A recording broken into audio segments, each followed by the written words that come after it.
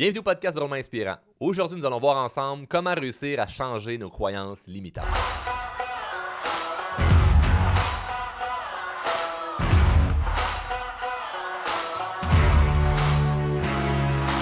Les fameuses croyances limitantes. Je t'apprends rien, c'est quelque chose que tu as probablement déjà entendu, tu as sûrement même déjà voulu vaincre certaines croyances limitantes. Maintenant, on va parler, comme j'aime dire, des vraies affaires. On ne passera pas par 40 chemins. Je vais peut-être même te brasser un peu. Parce que les fameuses croyances limitantes, je pense pas qu'on peut les éliminer à 100%. Je pense qu'on peut les remplacer. OK? Parce que éliminer 100% de croyances, ça peut être difficile. Puis j'en ai parlé dans l'épisode sur les biais cognitifs, les biais de confirmation. Je t'invite fortement à écouter l'épisode si ce n'est pas déjà fait, parce que à la fin de l'épisode, j'aborde le sujet que nos croyances, c'est ce qui fait en sorte qu'on peut atteindre nos rêves ou pas. C'est-à-dire que si tu as la croyance que tu vas avoir du succès, tu as plus de chances d'en avoir, que si tu as la croyance que tu es limité et que tu ne mérites pas de réussir. Et ce que je trouve aberrant aujourd'hui, c'est que si tu es conscient de tes croyances limitantes, qu'est-ce que tu fais pour les changer? Parce que c'est complètement ridicule de marcher dans la vie en tant qu'adulte puis faire « Ben moi, je suis pas où ce que j'aimerais être. » Puis tu fais « OK, parfait. T'aimes ça ta situation? » « Non. J'aimerais ça changer quelque chose. » « OK, mais tu veux-tu changer quelque chose? » « Ben peut-être, mais comment je pourrais faire? » « Ben peut-être que faudrait que tu changes tes croyances limitantes. » « Non, je veux pas vraiment. C'est difficile. » Tu fais comme, c'est sûr, c'est difficile. Mais une croyance limitante, là, c'est légitime d'en avoir si t'es pas conscient. Si t'es conscient, c'est ridicule de les garder. Puis on peut réussir à remplacer nos croyances. Parce que vaincre nos croyances à 100%, je ne pense pas. Moi, si tu me dis, Charles, c'est quoi tes croyances limitantes en ce moment? Je le sais pas. Mais j'en ai, c'est sûr. Mais je vais les découvrir la journée que je vais devoir faire une action, puis là, j'ai peur. Ou la journée que je dois prendre une décision, puis là, je me sens freiné. Puis là, je vais me dire, hey, c'est-tu parce que j'ai une croyance que je ne serai pas capable? C'est parce que j'ai une croyance que ça va être difficile? C'est parce que j'ai une croyance que je pourrais peut-être avoir un échec? Une déception? Avoir fâché quelqu'un? Puis là, je creuse là-dedans. Ce que je trouve chiant par rapport aux croyances limitantes, puis à tout le monde qui en parle, puis qui dit « Ah, mais là, moi, j'ai des croyances limitantes. » C'est qu'est-ce que tu fais pour le changer? Si tu le sais que tu as une croyance, qu'est-ce que tu fais avec ça? Tu le sais que ça ne t'avantage pas. Et le but, c'est d'avoir des croyances qui nous avantagent. Et le problème, c'est que c'est comme si c'était une espèce d'hasard. Les gens sont comme « Ah, moi, j'ai une croyance limitante par rapport à ça. Moi, mes parents me disaient ci, mes parents me disaient ça. Puis c'est ça que je pense. » Mais j'aimerais ça changer ça, mais je trouve ça difficile. C'est sûr que c'est difficile parce que tu as zéro stratégie par rapport à comment tu changes ta croyance. Et bonne nouvelle, des stratégies, on va en voir ensemble aujourd'hui. La première chose que je veux faire pour changer une croyance, c'est réussir à me poser les bonnes questions. Ce que je veux dire par là, c'est que réussir à se poser les bonnes questions, c'est un art. Parce que si tu te dis, OK, ben moi, mettons, j'aimerais ça rencontrer l'amour, trouver quelqu'un avec qui être en couple. Et là, tu te dis, dans ta croyance, c'est « Ah, mais les gars sont toujours pareils » ou « Ah, les gars, c'est ce qu'ils aiment. Ah, les gars se concentrent juste sur le physique » ou « Ah, les gars... » Puis là, tu as une carte du monde qui est complètement erronée, mais qui est juste vraie dans ton système de croyance. Mais tu ne te poses pas nécessairement les bonnes questions parce que tu vas dire, bon, mais comment je pourrais rencontrer un gars? Ah, mais sur Tinder, c'est tout le temps de même. Ah, mais sur Marketplace, ou je sais pas c'est quoi les sites que vous utilisez pour rencontrer. Je pense pas qu'on peut rencontrer grand monde sur Marketplace, mais il y a sûrement un Marketplace pour des couples. Ou plus, il y a peut-être des femmes qui ont mis leur homme sur Marketplace. Venez le chercher, il est à rabais, puis je paye vos frais de shipping. Mais réussir à se poser les bonnes questions, c'est génial. Puis moi, je me souviens, quand j'étais célibataire puis je voulais rencontrer quelqu'un, ben je me posais des questions qui m'avantageaient pour trouver quelqu'un qui serait un beau match dans ma vie. Et si j'avais la croyance que la seule façon que je peux être en amour, la seule façon que je peux être bien en couple avec quelqu'un, c'est si je trouve mon âme sœur ou j'ai un coup de foudre, ben je risque peut-être d'être célibataire pendant longtemps. Mais c'était une croyance parce que moi, quand j'étais jeune, j'ai regardé beaucoup de films de Walt Disney, j'ai vu beaucoup de films de princesses. Puis là, la princesse, elle finit toujours par trouver le prince charmant. Puis ça finit toujours que ils vécurent heureux et aient beaucoup d'enfants. Puis toute leur vie, ça a bien été. C'est pas ça la vraie vie. Il va y avoir des chicanes, il va y avoir des discussions qu'il va falloir avoir qui seront pas le fun. Et ça se peut que tu rencontres quelqu'un, là, mon ami, là, et que c'est pas le coup de foudre. Mais il y a une attirance psychologique et physique. Puis au bout de 6 mois, 1 an, on se rend compte que, wow, c'est la personne avec qui j'ai vraiment envie d'être dans ma vie. Mais si tu étais resté dans la croyance de ça prend un coup de foudre, tu aurais passé à côté d'une relation qui aurait peut-être été extraordinaire. Dans l'ensemble de, mais il va quand même avoir des choses qui ne seront pas toujours le fun. Donc, moi, les questions que je me posais, c'est quelle est la personne que je dois devenir pour attirer la personne que j'ai envie? Par exemple, fait que moi, si j'ai envie d'une femme qui a tel attribut, qui a telle qualité, qui a tel truc, tel truc, tel truc, tel truc, puis je nomme tout ce que moi, j'ai envie chez une femme, que je partage à personne, parce que moi, j'ai envie de choisir, puis messieurs ou mesdames, vous décidez de la personne que vous voulez avoir dans votre vie, mais si je me dis, OK, parfait, moi, c'est ça que j'ai envie d'avoir, quelle est la personne que je dois devenir pour réussir à attirer ça? Ça change complètement la discussion. Parce que je vois beaucoup de gens qui, par exemple, vont se dire « Mais moi, j'aimerais ça avoir un gars qui ne fume pas, qui est attentionné, qui est fin, qui est quand même grand, qui est quand même en bonne shape physique, ou c'est pas grave, il y a une petite bédaine, parce que moi, ça me conforte que moi aussi, je peux avoir un physique qui n'est pas en pleine santé, parce que s'il y a une bédaine, mais moi, je peux non plus ne pas mettre trop d'efforts, fait que c'est confortable pour moi, tu sais.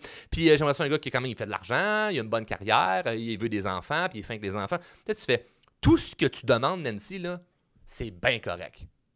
Tu pourrais même dire, moi, j'aimerais ça être en couple avec un David Beckham. C'est bien correct. Maintenant, quelle personne tu dois devenir pour attirer ce David Beckham-là? Parce que dernièrement, j'écoutais le documentaire de David Beckham sur Netflix que j'ai trouvé extraordinaire. Puis là, je vois sur les médias sociaux plein de femmes qui partagent le beau bout à la fin, ou ce qui dansent sur une belle toune de Dolly puis de Kenny and Dolly, j'ai pas leur nom de famille, mais vous savez quelle tune que je parle. Puis ils dansent à la fin, puis là, toutes les femmes sont comme j'aimerais tellement savoir un David Beckham dans ma vie. Quelle est la femme que tu dois devenir pour attirer cet homme-là? C'est ça la question qu'il faut que tu te poses. Et le contraire, pareil. Pour l'homme qui dit moi, j'aimerais ça une femme qui ressemble à ça, puis qui a tel attribut, puis telle qualité. Quel est l'homme que tu dois devenir pour réussir à attirer cette personne-là? Et là, il ne faut pas rentrer dans des clichés, dans des billets de confirmation où c'est ça. Si elle est belle physiquement, il faut juste que je sois beau physiquement. Non, ça n'a pas rapport. Mais rapidement et intuitivement, tu vas quand même avoir une idée générale de la personne que tu vas devoir devenir pour attirer ce genre de personne-là, pour que ça soit cohérent. Parce que si tu dis j'ai tellement envie d'avoir un gars comme David Beckham, attache ta tuque, Nicole. Parce que les paparazzis qui te suent au cul à journée longue, puis lui qui se fait solliciter par 1001 filles à chaque jour, lui qui est constamment en train de travailler, le jour de ton accouchement, il n'est pas là parce qu'il fait un photoshoot avec Jennifer Lopez, ça se peut que tu trouves ça un peu désagréable, tu comprends-tu? Fait que si tu fais juste focusser sur à la fin, la belle petite danse, sont donc bien cute, puis ils ont donc bien du fun, puis c'est ça que je veux, ben t'es dans un biais cognitif. Parce que tu vois juste le beau côté et pas l'autre côté de la médaille. Mais dans l'ensemble de l'œuvre, tu as absolument le droit de dire « Moi, je veux un homme comme ça, moi, je veux une femme comme ça », autant cliché que tu souhaites.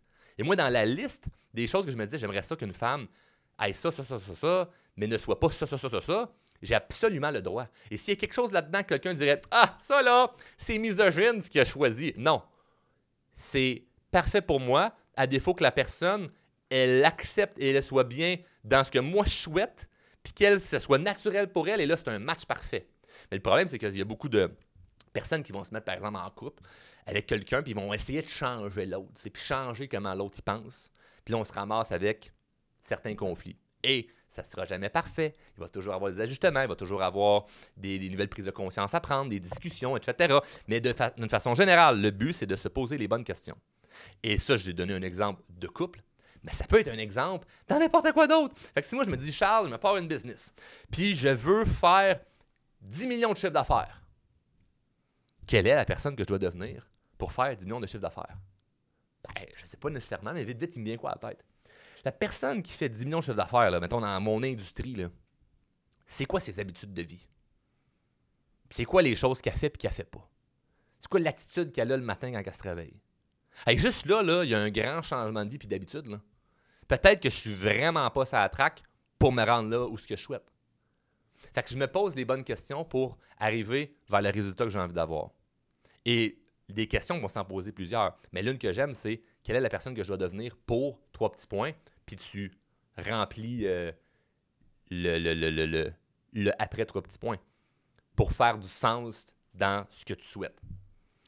Par la suite, pour réussir à changer certaines croyances, ou se rapprocher de ce qu'on souhaite, une stratégie qui est super bonne, c'est de côtoyer des gens qui sont déjà rendus ou qui ont déjà expérimenté ce que nous, on a envie de vivre, faire ou avoir. Parce que ça devient très concret. Si tu vois des gens expérimenter ce que toi, tu as envie d'expérimenter, ben ça t'aide beaucoup plus à avoir une croyance que c'est possible. Parce que la différence entre quelqu'un qui réussit et quelqu'un qui ne réussit pas, généralement, c'est la personne qui réussit, elle a souvent plus cru en elle-même, elle a souvent plus cru qu'elle pouvait ou qu'elle méritait réussir que l'autre personne. Parce que je vois des gens qui ont du talent, qui sont charismatiques, qui sont gentils, qui sont honnêtes, qui ont toutes les belles qualités pour réussir, puis pourtant, ils ne réalisent pas leur rêve parce que pour eux, ils ne pensent pas mériter ou ils ne pensent pas être capables de pouvoir le faire. Donc, vu que leur croyance, c'est « je suis limité, je suis dans du manque, je ne serai pas capable », ben ils ne monopolisent pas toute leur énergie, puis ils prennent pas toute question au fond d'eux pour réussir. Donc, tu pourrais dire, hey, moi, je suis quelqu'un qui est pas en forme, puis je suis pas fort physiquement, puis dans ton day-to-day, tu as de la misère, tu demandes toujours aux autres de t'aider, puis tu m'aides à lever telle affaire, moi, je suis pas fort, puis je suis fatigué, puis je suis tout le temps malade. Mais si ta maison pogne en feu, tu risques d'être capable de défoncer la porte pour aller chercher des enfants à l'intérieur. Tu seras pas, ah, mais moi, c'est parce que je suis pas fort physiquement. Tu vas trouver une solution. Donc, c'est pas une réalité que tu es faible physiquement. C'est une réalité dans tu es confortable à partir du fait que, ben, je préfère continuer à dire que je suis comme ça au lieu de juste vouloir m'améliorer. Donc, si tu côtoies des gens qui sont là où tu aimerais être, ben, ça l'aide de beaucoup. Maintenant, tu vas dire, mais j'en connais pas, Charles, comment que je fais si j'en connais pas? Plein d'autres stratégies, je pourrais en parler dans un autre épisode. Maintenant, consommer du contenu qui confirme cette croyance. Quand je parlais des biais cognitifs ou des biais de confirmation dans l'autre épisode, je disais, il se peut que tu prennes du contenu qui est juste favorable par rapport à ton système de croyance. Maintenant, ça, c'est pas bon quand vient le temps de prendre des décisions. Parce que pour prendre une décision de manière impartiale, il faut être capable d'avoir vu les deux côtés de la médaille. Il faut avoir eu l'option blanc, l'option noire, l'option A, l'option B, et d'évaluer entre les deux lequel fait le plus de sens selon des faits.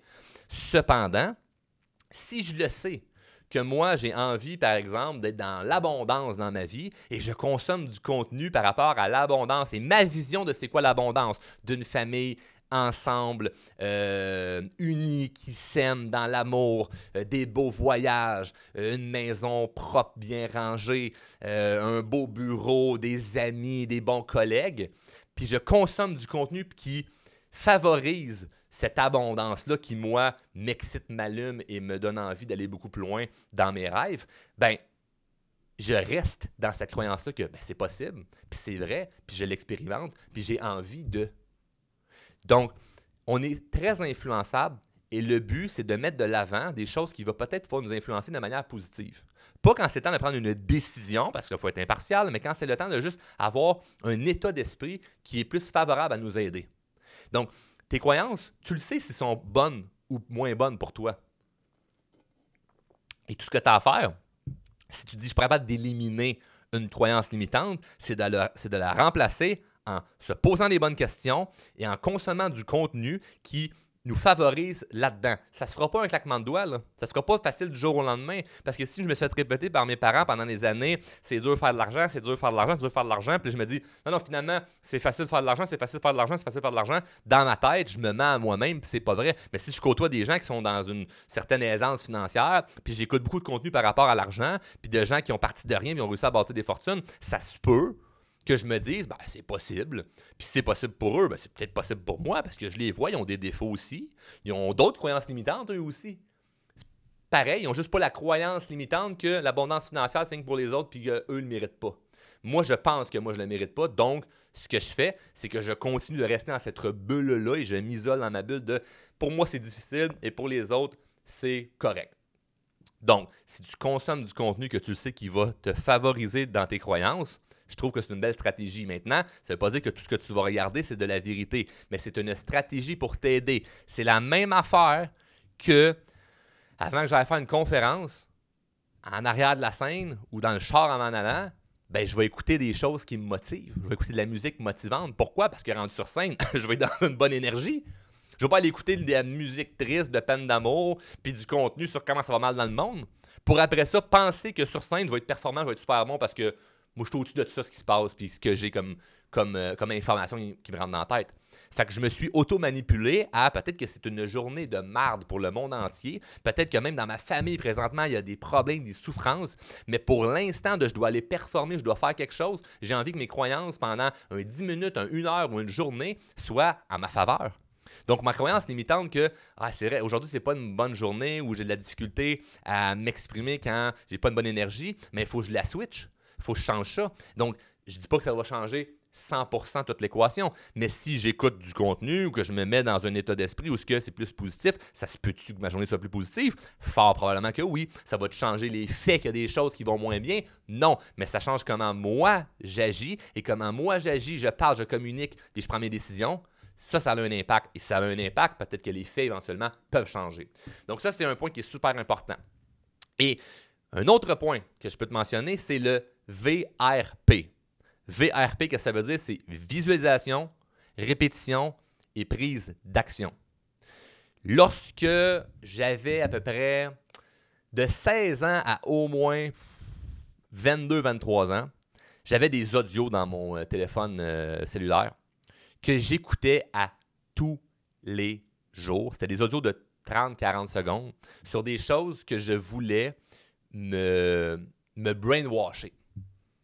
On entend souvent le terme brainwasher comme c'est un terme négatif. Moi, j'ai voulu me brainwasher vers l'abondance.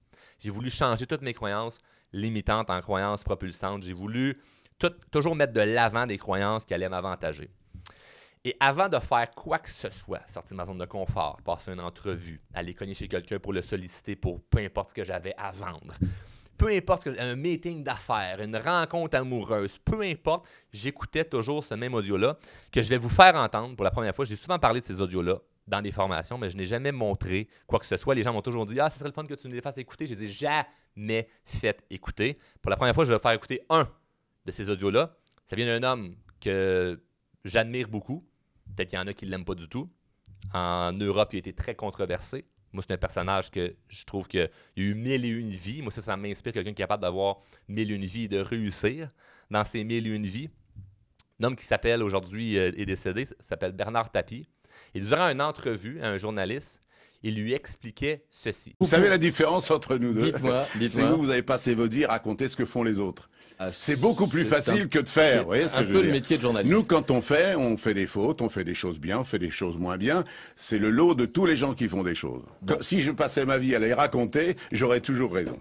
C'est le lot de tous les gens qui font des choses. Si je passais ma vie à les raconter, j'aurais toujours raison. Je trouve ça magnifique et ça m'a énormément influencé parce que ça, ce que ça faisait d'écouter ça à chaque jour pendant des années, c'est que ça me brainwashait que peu importe ce que je vais faire, ça se peut que je fasse des erreurs. Et lui, cet homme-là, en a fait des erreurs, s'est trompé, il a eu une vie extrêmement mouvementée. Et moi, ça m'inspirait de voir quelqu'un qui est toujours encore debout, qui réussit à donner son opinion, qui réussit à avancer, qui réussit à progresser, qui continue à inspirer, malgré le fait qu'il a fait des erreurs. Et au lieu de dire « Non, j'ai jamais fait d'erreur » puis de me justifier, c'était comme « Ben oui, j'en fais des erreurs. » Parce que moi, je fais partie du lot de gens qui font des choses. Vous qui passez votre vie à les raconter, vous avez toujours raison. Donc, c'est-à-dire que si je fais que raconter ce que les autres font, je vais toujours être dans la vérité. Mais si je suis la personne qui fait, je serai souvent dans l'erreur. Donc, ça m'a énormément influencé à me détacher de la peur de faire des erreurs. Parce que c'est une croyance qui est au fond de nous que si tu fais des erreurs, hey, lui, ce bonhomme-là, dans le village, il a fait tel échec, puis regarde aujourd'hui, il est chez eux tout seul, il n'y a plus de femmes, plus d'enfants, alcoolique, parce qu'il a fait une erreur. Puis c'est comme, oh my God, faut pas que je fasse d'erreur. Hey, mon oncle, lui, il a fait faillite parce qu'il jouait au casino. Il ne faudrait jamais que j'essaie de jouer au poker ou au blackjack parce que c'est comme ça que je pourrais finir. C'est comme, ben non, c'est des croyances, c'est des biais cognitifs qui font en sorte que tu prends des décisions trop rapidement sur l'impulsion de « Ah ben non, mais c'est comme ça, c'est blanc, c'est noir. » Non. Nos croyances, on les bâtit et on les accepte puis on décide de les conserver. Fait que tes croyances limitantes, tu n'as pas décidé de les avoir, mais tu décides de les conserver ou de les changer. Et j'arrête de dire je veux éliminer mes croyances limitantes parce que ça peut toujours rester un petit peu dans notre tête. J'ai encore parfois peur de l'échec, malgré que je me suis bien washé en écoutant Bernard Tapie dire aux journalistes « Moi, je suis quelqu'un qui fait les choses, donc ça arrive de faire des erreurs. » J'ai encore parfois peur des échecs. Mais est-ce que ça va m'empêcher de prendre action pour autant? Pas du tout. Et c'est exactement ça le VRP. C'est visualisation, répétition et prise d'action. Parce que si je fais juste visualiser, l'audio en question que j'écoutais, ça faisait partie de la visualisation. Parce que je visualise ce qu'il dit et je me vois prendre action dans ce qui potentiellement me fait peur. Bien, ça fait en sorte que je peux peut-être me sentir plus confortable parce que je le vois avant. Par la suite, répétition, ce que ça vient faire, c'est qu'à force de répéter ça, c'est-à-dire moi, répéter à voix haute une phrase ou de l'entendre constamment, moi, j'aime mieux l'entendre que de le répéter. Des fois, de le répéter, je me sentais un peu ridicule. Bon, c'est moi. Mais j'entends, je l'écoute chaque jour, pendant des années. Il y a une répétition, donc ça devient quelque chose qui est comme imprimé dans ma tête. Et par la suite, prise d'action, ce qui est le plus important, c'est ce qui fait que ça devient concret. Parce qu'il y a beaucoup de gens qui vont visualiser, qui vont répéter, mais qui ne prendront jamais action, puis ils vont se dire « Je ne comprends pas pourquoi mes croyances limitantes sont encore là. » Tes croyances limitantes ne s'élimineront pas ou ne vont pas se changer si tu ne prends pas action. Et l'erreur que beaucoup de gens font, c'est qu'ils attendent depuis avoir des croyances limitantes pour prendre action. On est jamais, hein?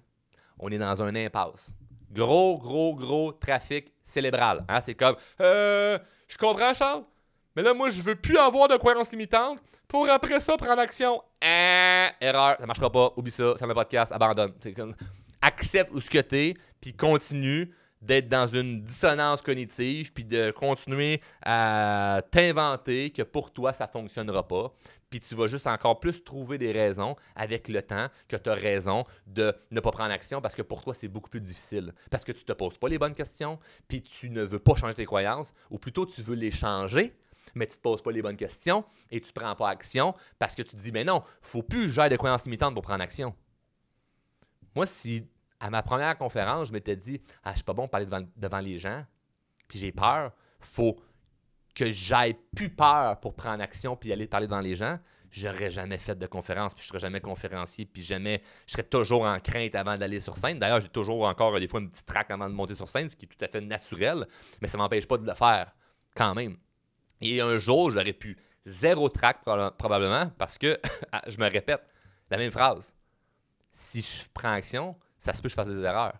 Et je me sens bien avec l'idée de c'est normal de faire des erreurs, mais je me suis auto-brainwashé avec ça depuis des années. Et là, ne prenez pas l'excuse de Charles, t'es chanceux, t'as commencé la croissance personnelle jeune, ça a dû t'influencer. Certes, ça m'a influencé. Mais c'est juste un nombre d'années. Fait que si tu commences à 35 ans, dans 10 ans, ils vont être rendus tes croyances. Ça se peut qu'en 10 ans, il y ait beaucoup de choses qui changent. Et sais-tu quoi? Je t'annonce de quoi que j'ai répété plein de fois, mais qui est très pertinent. Le temps va passer de toute façon, que tu prennes action ou non. Que tu prennes action ou non, le temps va passer de toute façon. Tes croyances ne changeront pas tout seul par les fruits du hasard. Jamais quelqu'un a changé ses croyances limitantes pour des croyances propulsantes par hasard. Tu peux par hasard avoir un changement d'idée ou une nouvelle vision de la vie parce que tu as parlé avec quelqu'un qui t'a inspiré et c'est comme « Wow! Je trouve ça inspirant. » Mais s'il n'y a pas une répétition par rapport à cette nouvelle croyance-là et une prise d'action mélangée avec la visualisation où ce que tu te concentres à pouvoir réussir ça, la croyance limitante va revenir assez rapidement. Parce que tu vas vivre un échec, une déception. C'est comme, ben c'est ça, pour moi c'est le même, ça fonctionne pas. J'ai bien beau me répéter que je vais être dans l'abondance, que je vais être prospère, que je vais trouver l'amour, que je vais être heureux, blablabla. Ça marche pas. Parce que j'ai essayé une fois, ça n'a pas fonctionné. Donc là, je reconfirme avec moi-même que moi, c'est plus difficile pour moi. Non, c'est pas plus difficile pour toi. Et la journée que tu dis, moi je décide de changer mes croyances limitantes pour des croyances qui peuvent être avantageuses pour moi, ça change toute la game. Et sais-tu c'est quoi le plus difficile là-dedans? C'est que c'est juste une décision. C'est juste une décision. Tu décides de changer tes croyances. Il n'y a personne qui va le faire à ta place. Il n'y a personne qui va faire « Hey, tu devrais peut-être changer ça. » Parce que penser comme ça ne t'avantage pas. Le monde ne le voit même pas. Ou s'il le voit, ils ne veulent pas te challenger que ça. Parce que, ben non, je vais essayer de trouver des raisons de me justifier. Ça va créer un conflit. Donc, tu vas peut-être avoir un conflit interne que la façon que tu penses en ce moment. Il y a peut-être des choses qui ne t'avantagent pas. Fait que moi, je ne veux pas dire aux gens, vous n'avez pas raison, vous avez tort. Pas du tout. peut-être que tes croyances en ce moment qui sont limitantes sont justifiables d'être une croyance, mais elles te limitent. Donc, tu ne peux pas rester statique face à ça. Il faut que tu la changes. Quitte à ce que tu mettes une croix sur une certaine réalité, un certain fait, genre, des fois, c'est vrai que ça peut être dur de réussir dans la vie, mais si je continue à juste me dire c'est dur de réussir, c'est dur de réussir, c'est dur de réussir, ça ne m'avantage pas. Donc, qu'est-ce que je peux faire maintenant pour me rediriger? Pas vers une croyance complètement absurde de c'est facile, toujours facile, mais plutôt j'ai le potentiel de pouvoir réussir, malgré que ça peut être difficile. Je suis un peu plus avantagé, cette croyance-là? Probablement que oui. Donc, ça, c'est un travail de tous les jours. C'est un travail constant où on n'arrive pas à avoir juste des belles croyances qui nous propulsent et qui sont positives de manière fluide et facile. À chaque fois qu'on avance puis qu'on sort de notre zone de confort, on bâtit une nouvelle croyance. Puis à chaque fois qu'on se freine devant une zone de confort puis on se dit non, je ne prendrai pas action, on reste dans notre croyance limitante, on n'a pas l'opportunité de pouvoir la changer parce qu'on ne fait rien pour la changer puis on attend que quelque chose se passe. Il n'y a aucune croyance que tu as en ce moment qui va se changer si tu ne prends pas action. Et ce que je peux faire pour t'aider, parce que c'est le genre de choses que j'ai coaché tellement de monde avec les croyances limitantes, parce que malheureusement, dans un épisode podcast, je ne peux pas te coacher 1 à 1. Je ne peux pas te donner un atelier, je ne peux pas te donner une formation, je ne peux pas aller creuser plus en détail avec ce que tu as vécu, puis comment on peut ajuster propre à toi, comment ton système de croyance est fait et comment on peut changer ça pour que, boum, tu prennes action et qu'on puisse se propulser. Puis je l'ai vu avec plein de clients où ça fait 10 ans qu'ils attendent de prendre action, puis on a une rencontre, 2 rencontres, 3 rencontres, ou une formation qui dure pendant 2 mois, 3 mois, puis après ça, c'est une catapulte. Les gens partent avec des nouvelles croyances, puis certes, ils ont des défis puis des hauts et des bas comme tout le monde, mais ils sont dans l'action, puis ça l'avance parce qu'il y a une switch qui a changé, puis il y a des décisions qui ont été prises, puis parfois on a besoin de quelqu'un pour nous aider. Donc si tu crois que je suis la bonne personne pour pouvoir t'aider, viens m'écrire pour voir ce que je peux faire pour pouvoir t'aider. Ça me fait plaisir, c'est ma mission. J'ai réussi à régler beaucoup de croyances limitantes et je continue d'en régler. Fait que je suis pas la personne qui est super bonne, puis hey, viens, je vais t'aider parce que moi je suis bon. Non. Je suis la personne qui marche encore le chemin. J'ai peut-être juste quelques kilomètres d'avance en ce moment, mais je suis pas à l'autre bout de la planète, là. J'ai juste quelques kilomètres d'avance parce que des croyances limitantes, j'en vois de temps en temps qui viennent ou refont surface dans ma vie comme ça, par hasard. J'ai pas choisi. Et là, je fais une limitation. Cool. Vois-tu, je change mon système. C'est pas une limitation, c'est donc bien grave. Non. Cool, une limitation, une belle opportunité de grandir. Fait que je vais prendre cette croyance-là puis je vais réussir à la changer en faisant exactement ce qu'on vient de voir dans l'épisode. Et ça peut me faire plaisir de pouvoir t'aider personnellement avec ça si c'est quelque chose qui te freine présentement. Merci beaucoup d'avoir écouté l'épisode. J'attends que tu m'écrives si tu veux qu'on travaille ensemble et que j'aille plus loin avec toi dans ces détails-là parce qu'il y a de la magie en arrière. Puis c'est ce qui est passionnant dans mon travail en tant que coach, de pouvoir aider des gens à réaliser des objectifs, des rêves, en brisant certaines croyances puis en les changeant pour des croyances qui sont beaucoup plus propulsantes. Merci d'avoir été à l'écoute. À la prochaine.